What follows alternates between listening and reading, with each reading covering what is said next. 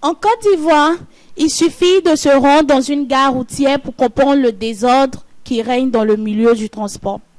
Dans ce secteur d'activité, les gros bras appelés Nyambro font la loi. Cachés sous le vocable syndicat, ils raquettent les chauffeurs de taxi et de minibus. Les chauffeurs qui devaient syndicat. Et puis côté Nyambro, c'est apprenti qui devait Nyambro. Nous tous là, on se comprend. On s'attend. Il y a des gens, côté Nyambro, il y a des gens qui ont gros quai. Les syndicats, lorsque les polices prennent nos pièces, les syndicats nous aident. Aller négocier avec les polices pour que les gars puissent nous laisser. Nyambro, bon, lorsque apprenti, tu charges ici à Djamé, tu as 200. Bon, apprenti et Nyambro, les deux sont d'accord, c'est les frères, c'est comme les amis. Voilà. Bon, le Nyambro, comme apprenti, lui, il pète avec moi. Il pète avec moi, il roule avec moi. Lorsque la voiture va en préparation de visite, lui sait qu'il n'a pas d'autre activité à faire. Il vient aider ses amis à corser. Il s'est corser entre ses amis.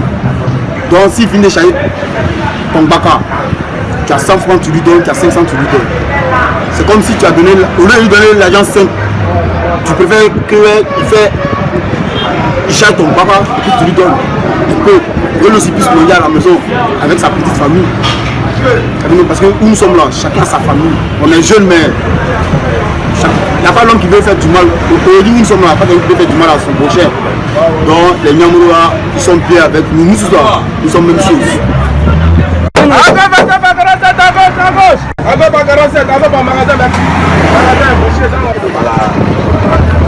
Par rapport à les Nyambro, il n'y a pas de Nyambro qui fatigue parce qu'il n'y a pas de travail que les gens vont faire. On ne peut pas se passer de ça, quoi. Chacun a son travail bien ici. Il dit qu'il y a un Nyambro qui fatigue un chauffeur ici, là, c'est l'élémentaire. Voilà, tout le monde aime la même chose. Ce que je peux voir pour vous parler, quoi. Voilà, quand tu as vu, on dit qu'il y a un Nyambro qui fatigue un chauffeur, c'est un menteur. Et moi, si vous avez trouvé un travail pour la jeunesse, les gars pourraient parler de ça. Les gars ne trouvent pas de travail pour la jeunesse. Ils sont obligés de travailler comme ça pour les payer. Voilà. Le jeudi 5 septembre dernier, le préfet d'Abidjan s'est lancé dans une vaste opération de traque des Nyambro à Yopougon. Mais aujourd'hui, le constat reste amer. Ils semblent ne pas arrêter leur raquette et deviennent de plus en plus riches sur le dos de leur sujet. Travailler ici. Il y a d'autres qui sont cachés ici. Non, ils sont là venus se cacher pour savoir simplement. Ils arrivent, il y a d'autres qui sont parmi nous. Il y a d'autres qui sont parmi nous. Ils sont cachés, ils sont là. Il a disparu, hein. Il a disparu. Non, monsieur, les gars là, en fait, prends les chasses et reviennent encore. Non, ils sont là. Ils sont encore là, ils sont là. Et bien, prends l'homme. Voilà. On cherche quoi là, et puis du non, les gars payent 500, alors qu'il a ça ne nous arrête pas. Quand je prends là, on ne gagne pas là, alors qu'il est passé aussi, il se plaît.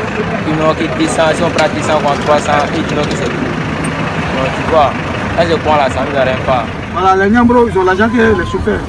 Parce que nous, on souffre. On a oublié les cycler dans l'embouteillage. On passe par-ci, par-là, avec raccourci, pour déposer les passagers à leur destination. Mais ils sont arrêtés. Ils sont arrêtés, simplement. Ils ne sont rien de bon.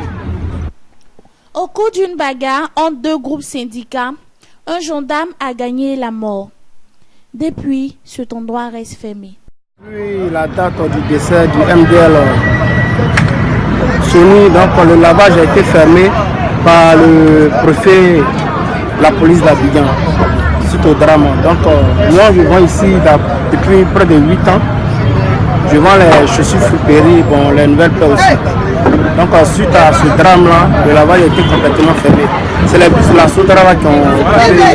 Donc depuis lors-là, bon, les choses vont très bien.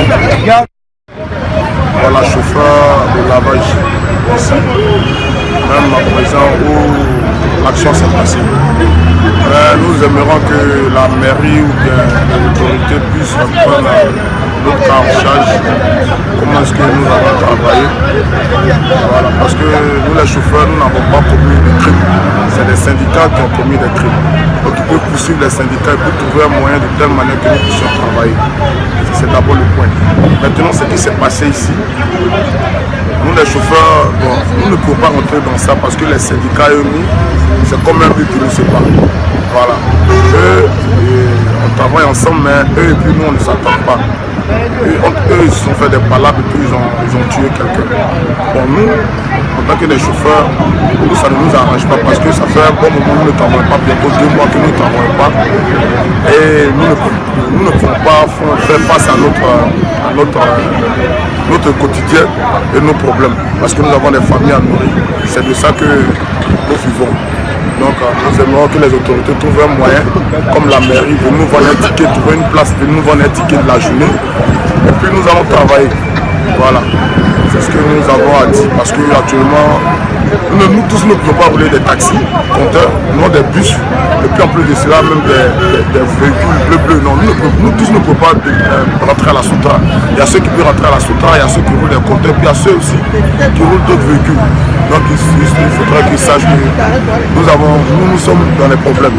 Donc de revenir à notre cause.